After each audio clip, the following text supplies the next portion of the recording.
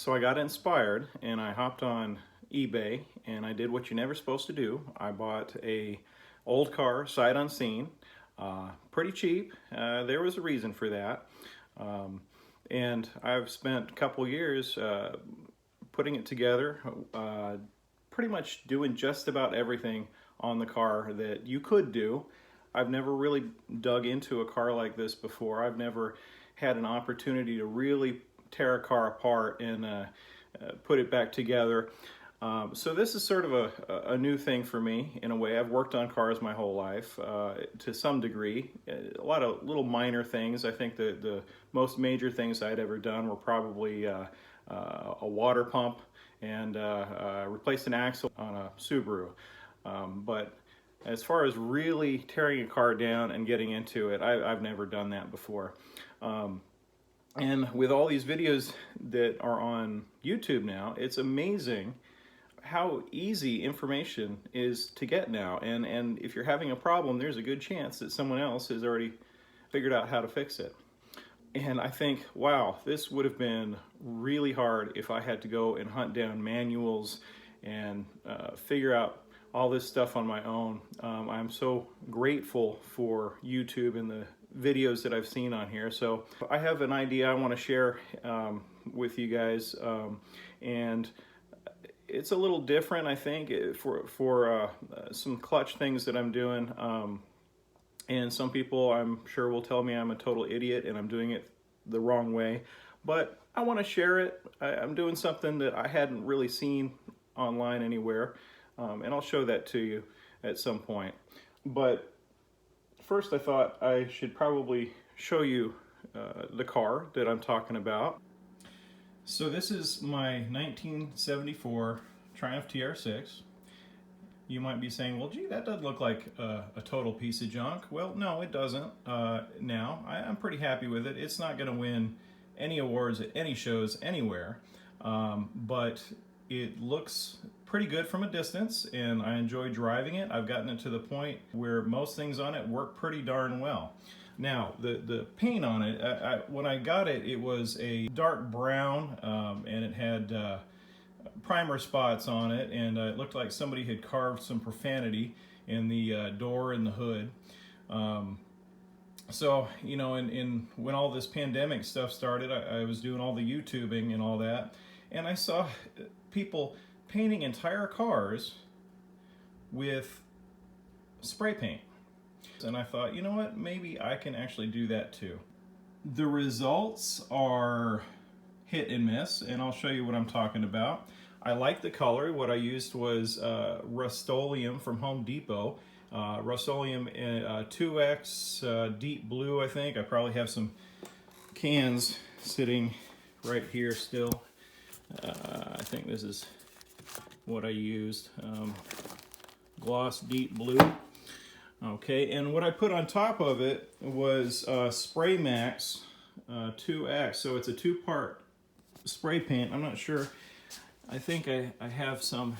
Well, I guess maybe I ran out of it. I don't know. It's not the kind of thing that you really want to stockpile because it's very expensive. So I wasn't able to actually find any more cans of the Spray Max 2K spray paint, but it's pretty neat. If you don't know anything about it, it's got a bladder in the can, and so when you get it, you flip it over and you hit a big button on the bottom, I believe it is, and that punctures the bladder, and then the two parts of it, they mix together, and so it's an activated paint, automotive grade paint, and you can put it on top of this Rust-Oleum, and it does a pretty good job, and it's chemical resistant, all the types of things that automotive paint offers. It's much better than the Home Depot spray paint.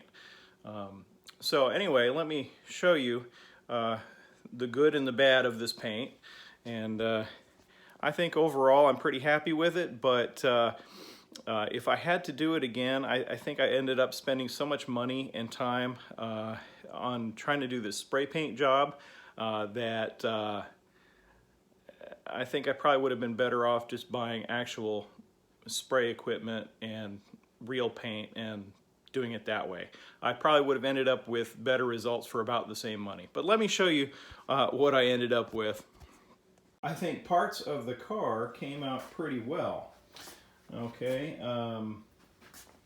now I had a little trouble. I had to do some of the panels over a couple times. The trunk was one of those, and unfortunately I guess the quality control is not awesome with the Rust-Oleum spray paint, in that the colors are not necessarily exactly the same from can to can.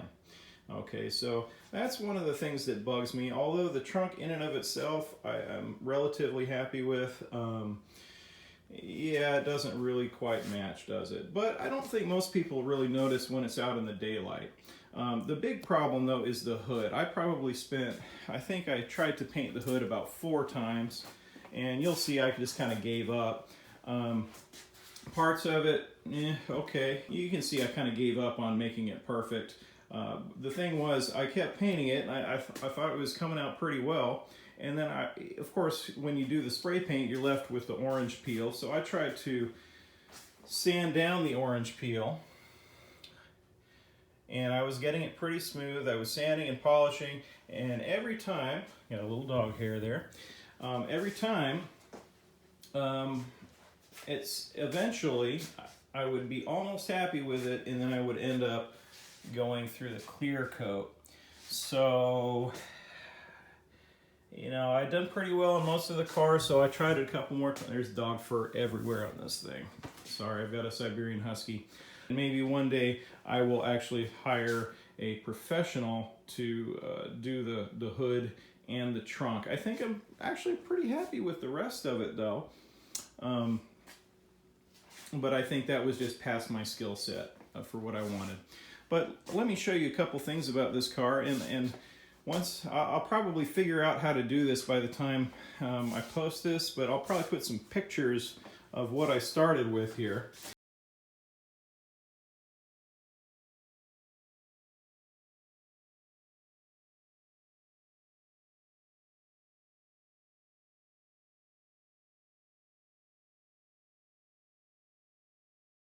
The floor was missing on the driver's side, but I'm really proud of this car in that I did everything myself.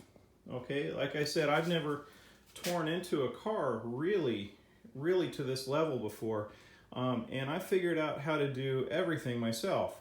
I refinished the dash. It's not awesome, but it's pretty good.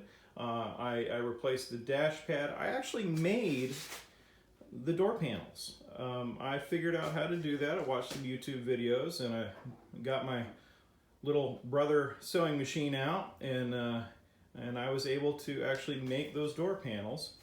The steering wheel was a big rusty mess with paint all over it, and I ended up sanding it down.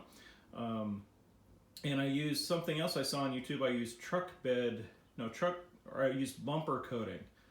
Bumper coating to do the rim, and I painted the inside, of course.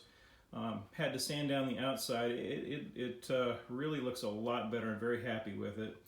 I put in the floor, of course, the carpeting. The seats were actually in pretty good shape. These are the seats that I got the car with. At some point they've been recovered in their lives.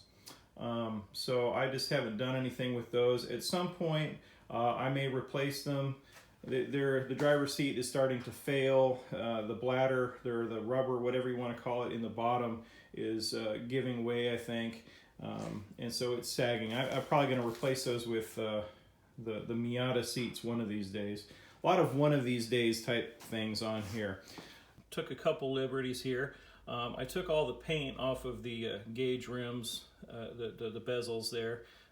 Didn't bother to repaint it because I kind of liked it. I made a new panel, and I put in a vacuum gauge. I don't know why I felt like I needed one of those in the car, but I did it. Yeah, it's since gotten a little, the accuracy is not even right. You'll notice it's not on 0 anymore. I think it reads about 5 psi, or 5 inches. Is this in inches? 5 inches high. I put in a phone charger down here, a USB thing, so that's pretty cool. It's very handy. And so let me give you the tour of the rest of this thing. Hang on. I did not rebuild the engine. I think that had actually already been done, although the car sat for a long time afterward, I think. And when I got it, it had a ticking noise I was a little concerned about. I ended up replacing the camshaft and the lifters, and while I was at it, I said, well, I've got the head off, I might as well take it to a machine shop, and I had them shave it down some, and the compression ratio should be about 9:1 at this point. I didn't want to go too far with it. I just want to be able to drive this thing. I thought I'd give it just a little bump in power. I rebuilt the gearbox. That was a bad experience. Completely rewired it using a kit from I think it's American Auto Wire. The other thing that I had done at the machine shop was the flywheel resurfaced. I rebuilt all the suspension using stiffer parts. I replaced the rear axles with the good parts rear axles because I did not want my back wheels flying off as I was driving down the road. I had read some horror stories about that. As I was rewiring it, I'm just looking at it here and I'll show you.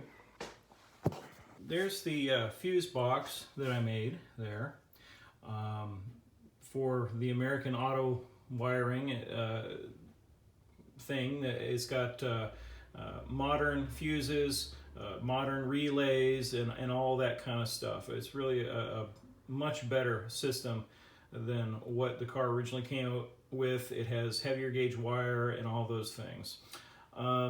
And while I was at it, I took the advice of the guy who does that wiring and adapted a GM alternator from I think it's supposed to be for a 77 Grand Prix maybe, with defrost. I think you have to specify that. Of course, I did all the wires and hoses and all that kind of stuff. I'll show you the air cleaner thing in a minute. You're probably wondering, you might be wondering why I have a fuel pressure regulator there. The fuel pump, that was a whole thing in and of itself. I replaced the original fuel pump and then I got another one, a cheap one. That was my other big lesson that I'm getting here. When you buy cheap parts, you usually end up paying for it, so to speak. You can buy the good stuff or you can keep buying the bad stuff. So I bought some bad stuff. Anyway, I finally found a fuel pump that I think is pretty good, but the problem was the carburetors kept flooding and everything, and I put a fuel pressure gauge on it, and well, it was way too high. I think these carburetors are supposed to take like couple pounds of pressure, couple PSI, and I think I was getting like 9. The spring was too heavy in this pump, so I hooked up one of these things. I put a gauge on it so I can adjust it. Other things that I did, I won't walk you through everything.